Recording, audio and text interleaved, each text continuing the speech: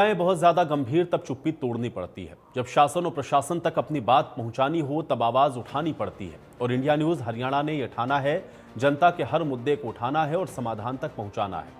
जब बातें होने लगती हैं गोलमोल, तब जरूरी हो जाता है हल्ला बोल।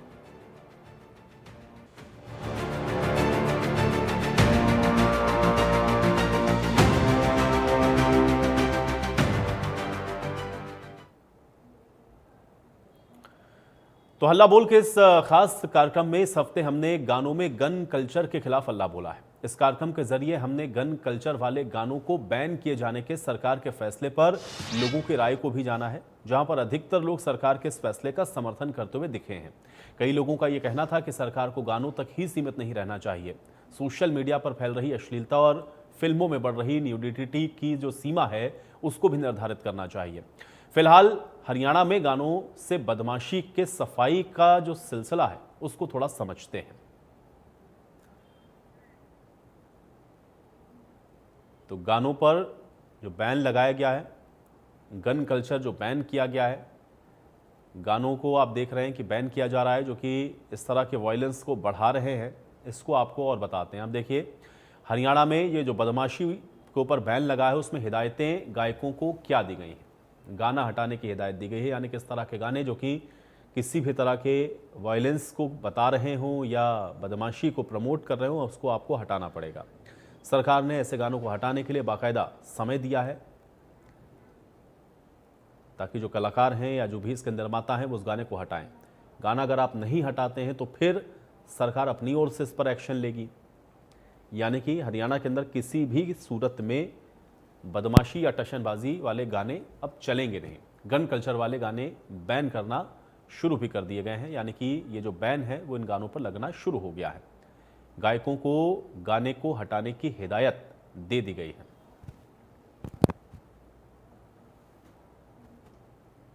तो ये कुछ फैसले हैं जो कि या जो कुछ स्टेप हैं, जो कुछ कदम हैं उठाए गए हैं सरकार की ओर से, और इसी को लेकर के इंडिया न्यूज़ हरियाणा ने हल्ला बोल के इस मुहिम में लगातार पिछले 5 दिनों में लोगों की राय को जाना है। ज़्यादातर लोगों का ये मानना है कि सरकार का ये फैसला अच्छा है, सरकार को इस पर और सख्ती के साथ काम करना चाहिए। और इसके अलावा भी जो और बदमाशी या टशनबाजी को फैलाने वाले कंटेंट हैं जो सोशल मीडिया पर आप देखते हैं कि अपलोड होते रहते हैं, सरकार को उसकी भी मॉनिटरिंग करनी चाहिए और उस पर भी बैन लगाना चाहिए। सिर्फ गाने तक ही सीमित नहीं होना चाहिए। हालांकि इसकी एक शुरुआत ज़रूर गाने से हो गई है, जो कि गाने या कलाकार उनको जिनको देख करके लोग इन्फ्लुएंस होते हैं या जिनको देख करके लोग प्रभावित हो जाते हैं, तो ये समझना ज़रूरी है कि इस तरह के जो गाने हैं या इस तरह का जो कंटेंट है उसको रोका जाना बहुत ज़रूरी है। और शायद एक यही प्रयास आप कह सकते हैं कि किया गया है, और वो आपको दिख रहा है कि गन कल्चर के खिलाफ एक बड़ी आप कह सकते हैं कि शुरुआत हरियाणा से कर दी गई है।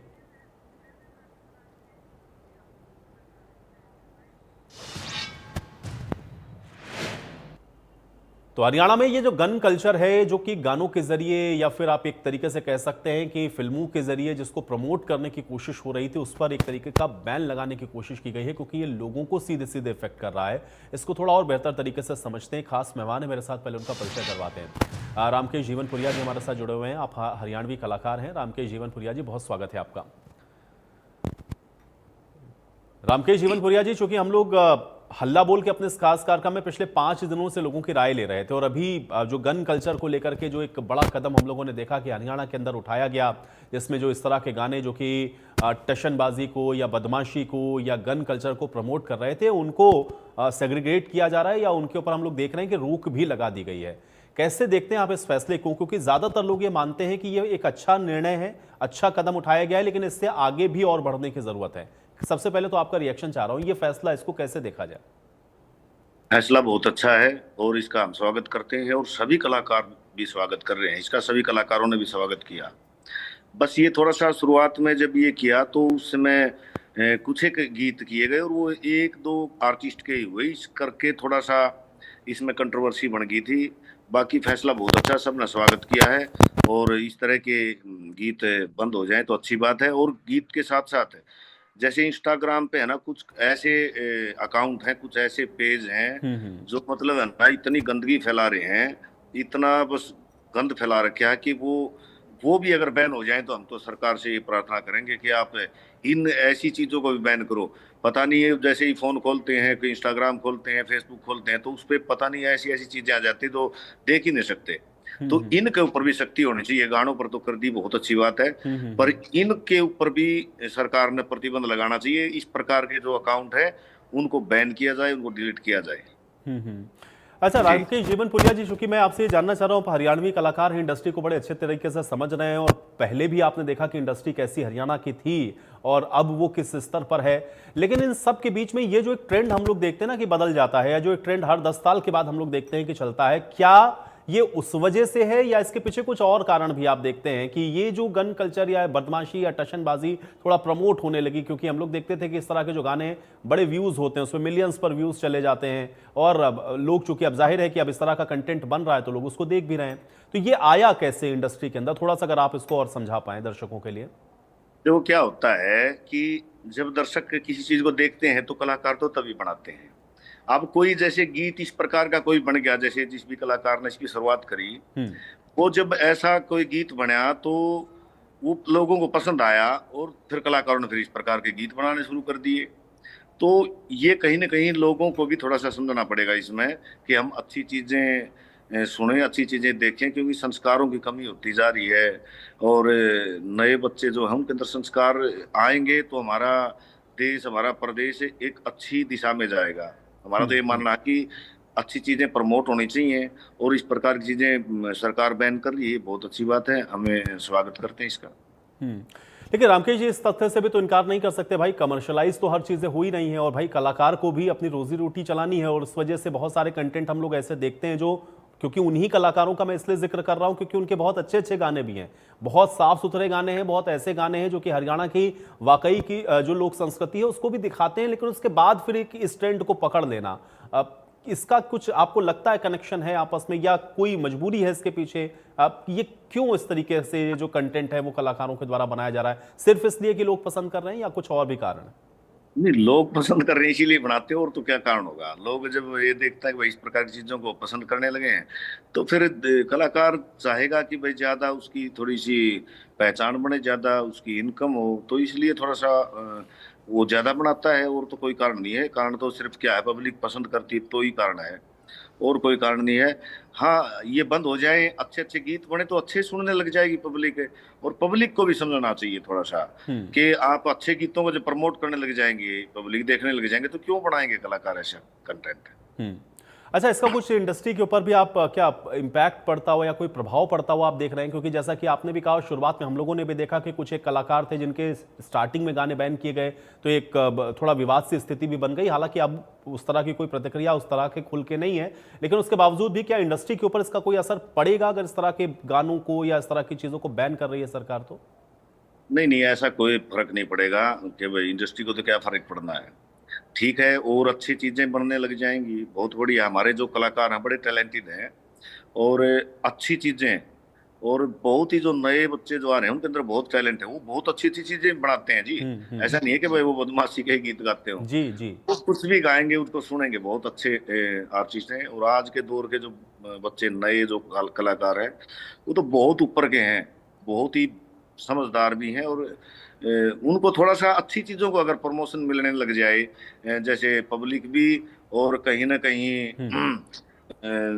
मतलब सरकार भी अच्छी चीजों को प्रमोट करने लग जाए, जैसे कोई अच्छा कलाकार कोई अच्छी गीत कोई ऐसी चीज बनाता है तो उसको सरकार भी थोड़ा प्रमोट करे, प्रमोशन करे उसका, और उसको थोड़ा मान सम्मान मिले, तो फिर सबको अच्छा लगेगा कि भाई हमारा भी सम्मान हो। और पब्लिक जब सुनने लग जाएगी तो अपने आप ही ऑटोमेटिक चीजें बंद हो जाएंगी।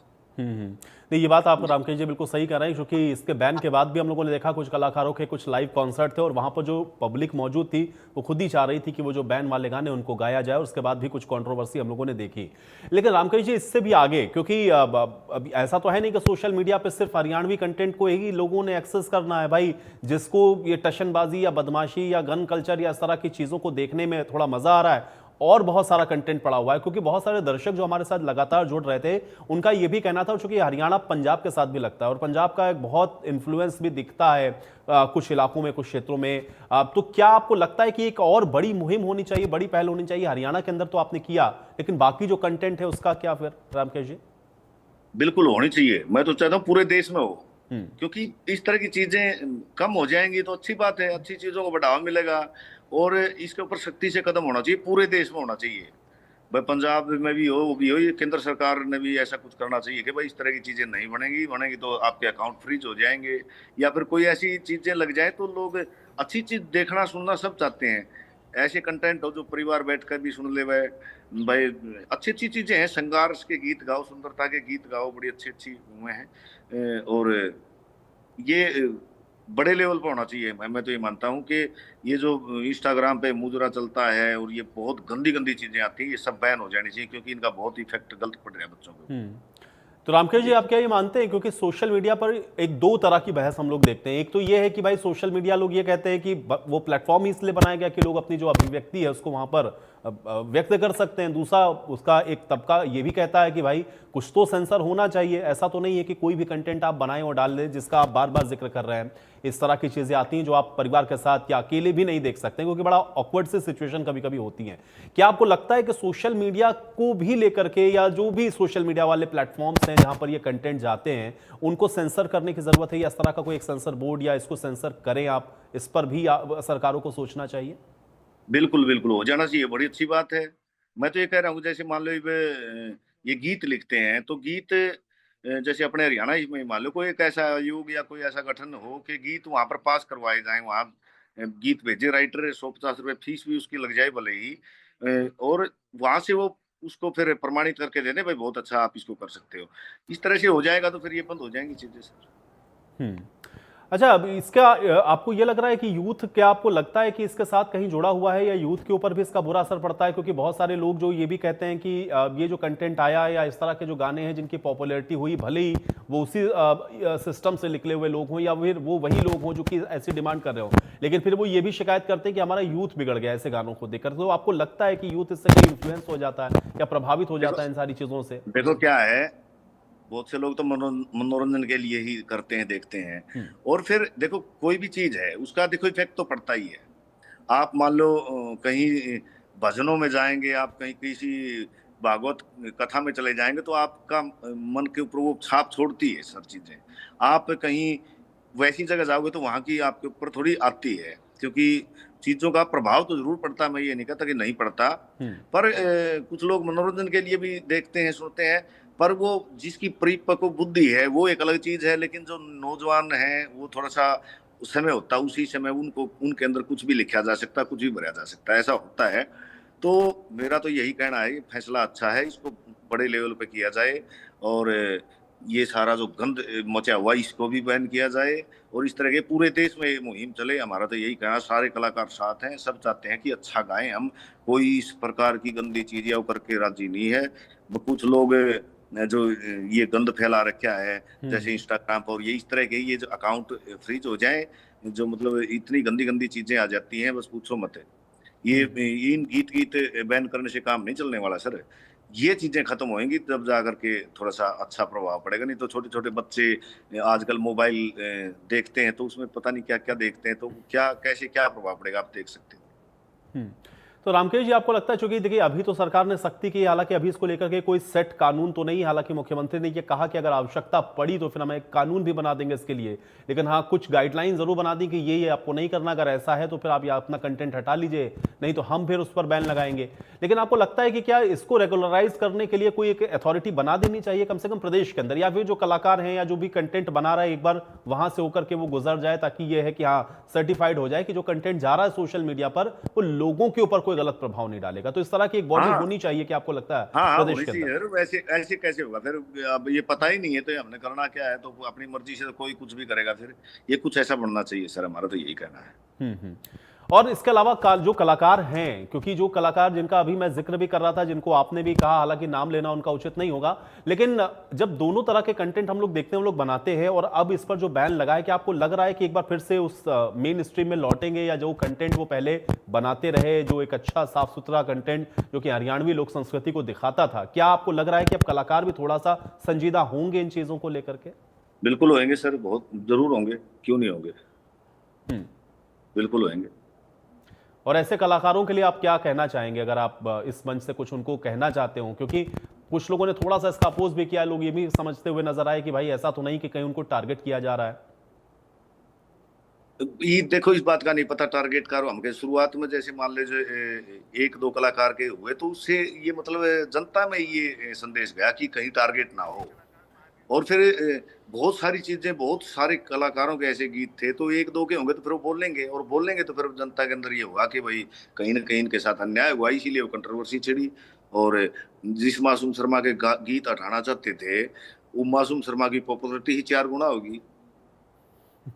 ये सही कह रहे हैं आप। लेकिन रामकेश जी, अब यूथ के लिए कुछ कहना चाहेंगे, जो हमारी यंग जनरेशन है, जो आपको इस समय सुन रहे हैं, उनके लिए क्या कहना चाहेंगे आप? यूथ के लिए तो मैं ये कहना चाहूंगा, भाई संस्कारी बनो, थोड़ा बहुत संस्कार भी भीतर में भरो, और अच्छे चीजें देखो, अच्छी सुनो। उससे आपका मन बुद्धि चित्त सब अच्छा होगा, और आप जीवन में बहुत कुछ आगे बढ़ पाएंगे। मेरा तो यही कहना कि आप साफ सुथरी चीजों को देखो, अच्छी ज्ञानवर्धक चीजें भी देख लो, मनोरंजन भी करो, मनोरंजन की चीजें भी देखो, लेकिन वो चीजें मत करो जिसका समाज पर बुरा प्रभाव पड़ता हो। मेरा यही कहना है। चलिए, बहुत शुक्रिया रामकेश जीवनपुरिया जी, आपने अपना कीमती वक्त निकाला, हमारे साथ जुड़े और इस चर्चा का हिस्सा बने।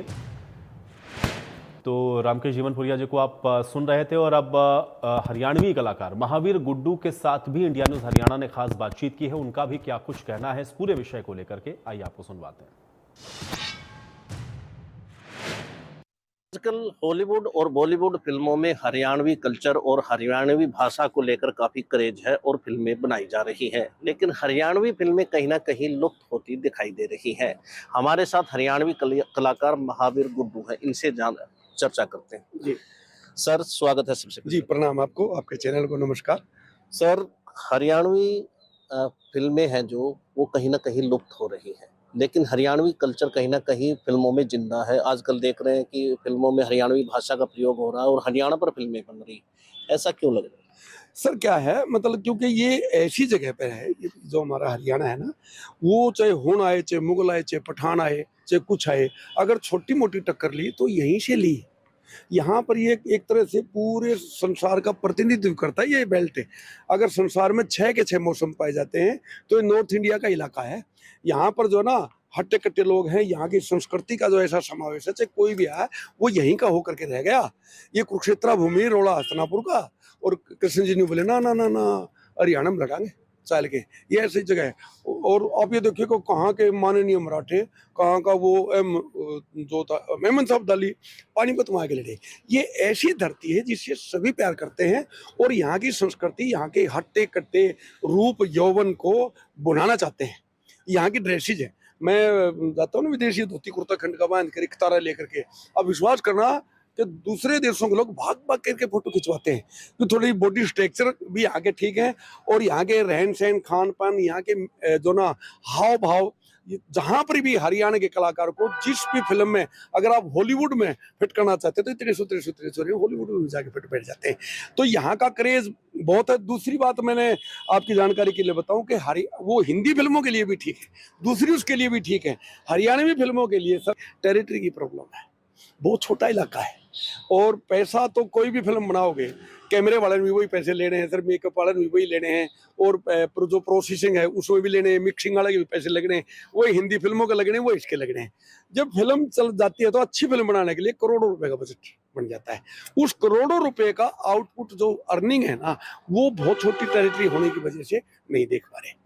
आज भी दूसरे प्रदेश है भी यहाँ पर, आज भी मतलब पीछे जो ना संगीत नाटक एकेडमी का जो मेरे को अवार्ड मिला, पूछा भाई किसी का नाम भेजने, बोले नाम ही नहीं है किसी का। सरकार, वो तो फिर सरकार का एक अच्छा जो ना माननीय व्यक्ति था, उसने थोड़ा सा कहा नहीं उनका, मेरा पहले का नाम आता, वो हो गया।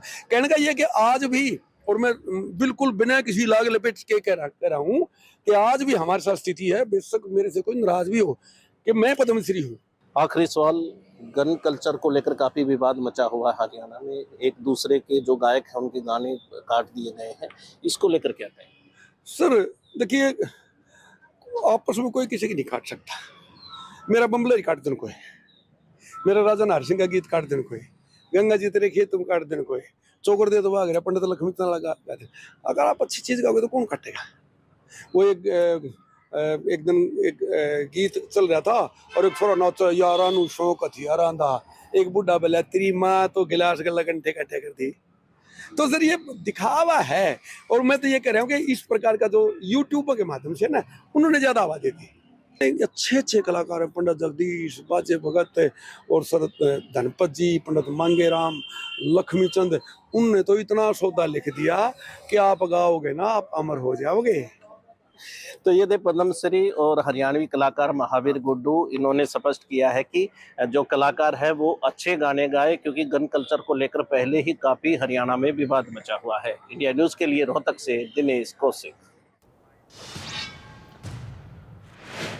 तो गन कल्चर को लेकर के आपने हरियाणवी कलाकारों की इन बातों को सुना और हरियाणवी कलाकार लगातार अब इस बात को कह रहे हैं कि हाँ, ये जो चीज़ें हैं या जो गन कल्चर है उसको पूरी तरह से बैन होना चाहिए, क्योंकि ये किसी भी तरह से हरियाणा की जो संस्कृति है ना तो उसको दिखाते हैं, ना तो उसको प्रदर्शित करते हैं और ना ही यह हमारे समाज के लिए बेहतर है। क्योंकि जो यूथ है या जो यंग जनरेशन है या कोई भी पीढ़ी है, अगर वो इससे इन्फ्लुएंस हो रही है तो वो भी समाज के लिए सही नहीं है और इसलिए उन्होंने इस फैसले को सही ठहराया है।